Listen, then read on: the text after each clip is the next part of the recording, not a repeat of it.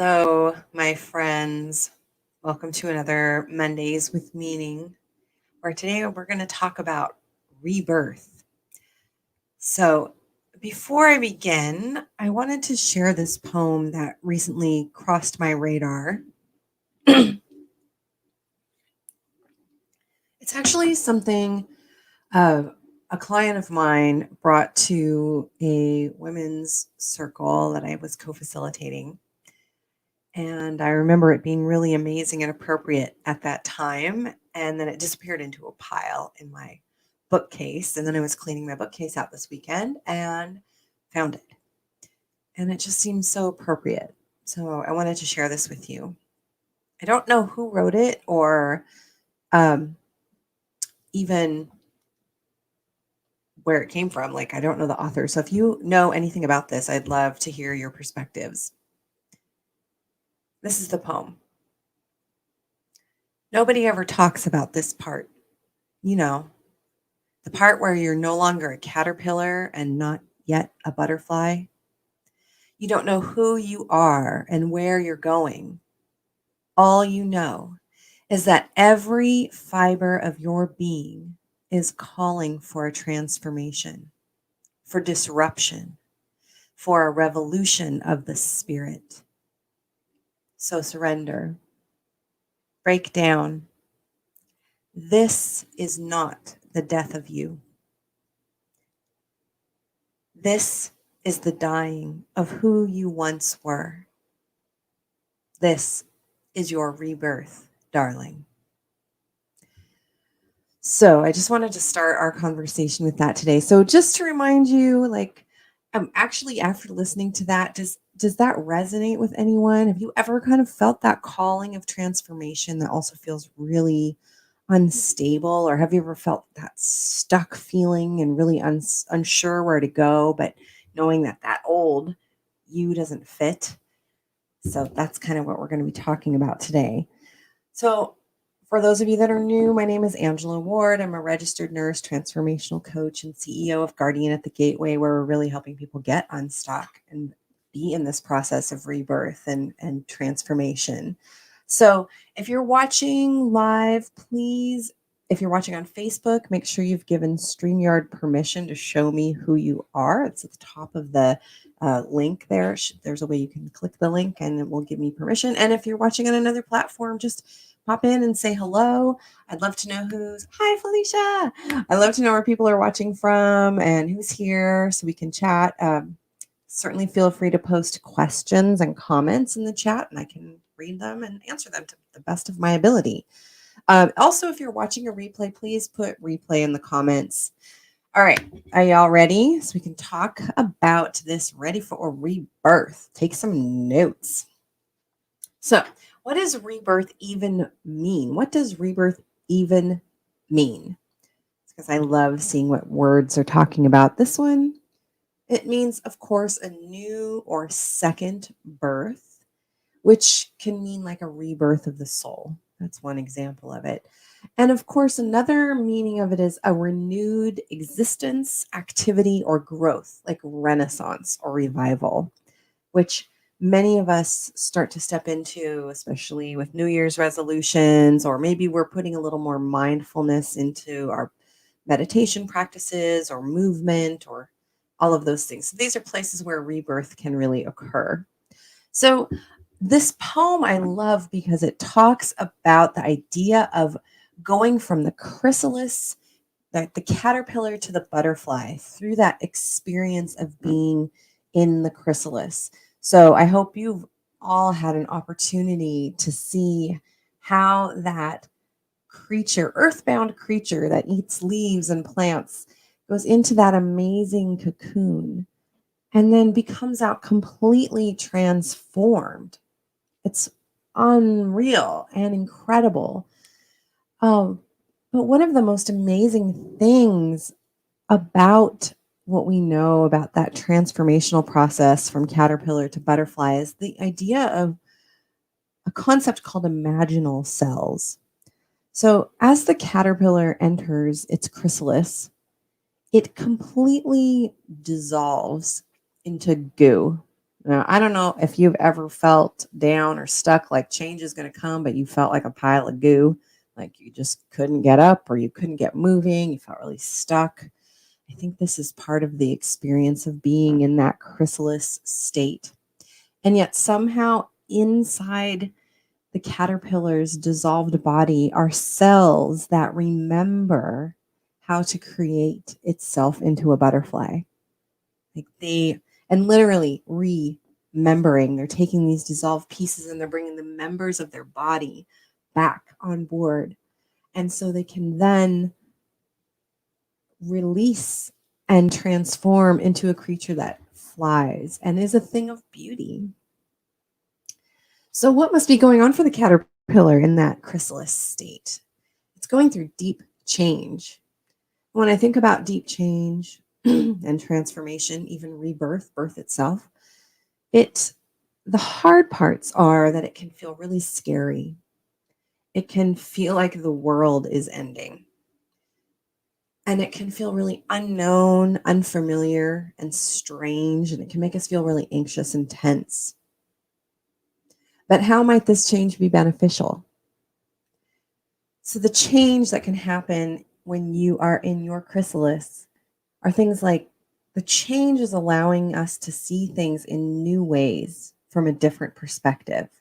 If you imagine just crawling along the leaves and just like being your little caterpillar versus this change that allows this creature to soar and float and see from a completely different perspective. Change can help us gain clarity when we move forward in a positive direction to really understand the purposes behind why we're doing what we're doing.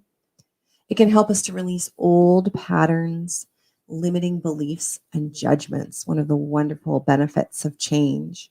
And change can help us to integrate new information and insights. So it develops a sense of, as we're changing, we can really connect in those imaginal ways, that imaginal cell way, what's important to us, what's meaningful to us. And you're able to make better choices based on that understanding of what information and insights matter to you and what helps give you value. Change is also a reflection of awareness and new wisdom. So once you become aware of something, you can no longer be not aware of it, right? That all makes a lot of sense. But when you're aware of things, you're able to make conscious choices to reflect who you are hoping to become. And change, of course, begins when we start to imagine the possibilities of it. So there's another sensitive piece I want to talk about here, and I'm going to talk about suicidality for a moment. So if that's triggering for you, you might zoom ahead a little bit, but I promise to speak very gently about this. There are people I have met and worked with that often feel so trapped in this dissolving state that takes place as they're beginning to transform, and the pain and the challenges of transformation can be really overwhelming and seem as if they're not something they can escape from. Some people that are trapped are feeling really alone in this transformational process. Whoa, my dogs are freaking out. Tamaki, come here. I have a puppy, just in case you didn't know. Leave it. Sit down. He's changing into an adult dog, which makes him a little bit of a stinker. So speaking of that pain and challenges, sometimes people get so trapped or stuck or challenged that they think that the only solution to their problems might be to end their life.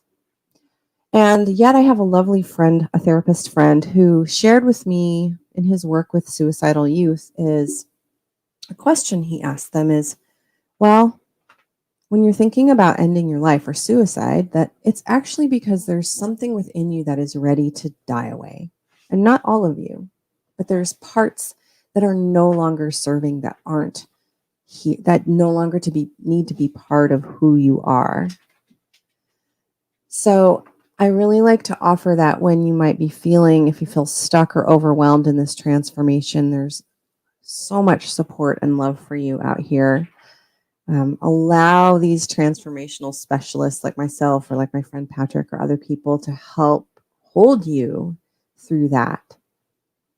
There's a proverb that says, just when the caterpillar thought the world was ending, he turned into a butterfly. So, in closing, I just want you to remember that, change can indeed be difficult and scary, can be confusing, can even be overwhelming. But if we remember the journey of the butterfly, it can teach us that change is a really beautiful thing, a very magical process. And that it's important to remember that a life that you imagine is the life that you live. And that really is speaking about mindset and how you think about what processes are coming through for you and what's more in alignment with those imaginal cells. So I just want to offer that is what I do with Guardian at the Gateway is we support you in your dissolving and we help inspire those imaginal cells and help you put that imagination into place.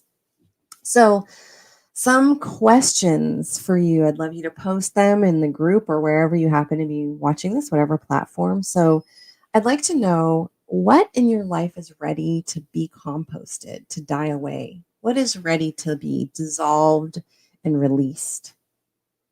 And then what are your imaginal cells dreaming awake? What is happening that you're ready to know more or amplify or try to bring into that being of you? So that's the talk for this week. There's a couple announcements I'd like to make. One is that I am just so overjoyed to be able to offer ketamine assisted therapy again. I have limited spots available in my Optimal Medicine ketamine assisted therapy program, which is in the greater Puget Sound area. And right now I'm taking good chemistry calls to see if we'd be a good match in supporting you in your rebirth, especially using ketamine assisted therapy. Just for your information, we're working with psychedelic doses and medical support and really amplifying some of the work that we're talking about every week in Mondays with Meaning. And then, of course, a reminder that we are building a network over in Mighty Networks. So if you're not a Facebook person, if you want to be in a different place that's really imbued with positivity and growth, would love to have you come over to the Mighty Guardian Network and reach out if you'd like to know a little bit more how to reach out there. So I'm going to draw one card for the week just for a little insight as we think about the butterflies. And I think it's way too obvious to use the Spirit Animal Oracle this week. So I'm going to see what else is nearby. Okay, we're going to use the Voyager Tarot, which is a lovely deck. And let's see what's here. Ooh. So this is a really beautiful deck. In fact, it's the first deck I ever owned. I don't even know. I've had it a very long time. I don't think the box looks like this anymore. So the question is, as we consider the idea of rebirth, transformation, deep healing your souls, healing your heart and mind, what is the perspective that we want to look through? What's the perspective for the week? I think it's this one. Okay, what is it? So random. The perspective for this week is a 9 of Cups, also known as fulfillment. Can you see that? Where can I put it that you can see it? Look at that, abundance. A 9 of Cups with, what do we see here? So cups are about emotion. I do know that. That's as far as I got. It has goblets and flowers and pearls, fulfillment. So let's see what the book says. Also, let's see if I can read it because my eyes. Okay, cups. 9 of Cups. Okay, I'm going to hold it for you so you can see it as Can you see it? Here, should I put it over here? Oh, where's my camera? Because you want to see my face, right? Maybe not. Who cares? Who cares about my face? I just want it to be in focus for you. Okay. 9 of Cups.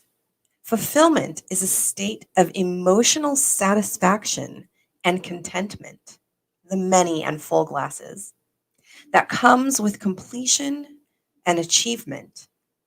This harvest, symbolized by the wine from the grapes, nectar from fruits, and flowers from seeds, is the result of realizing and fulfilling your inner riches and talents, the pearls within you. The drinking glasses filled with spirits are the recognition of your work and the celebration of your harvest. You drink to your achievement.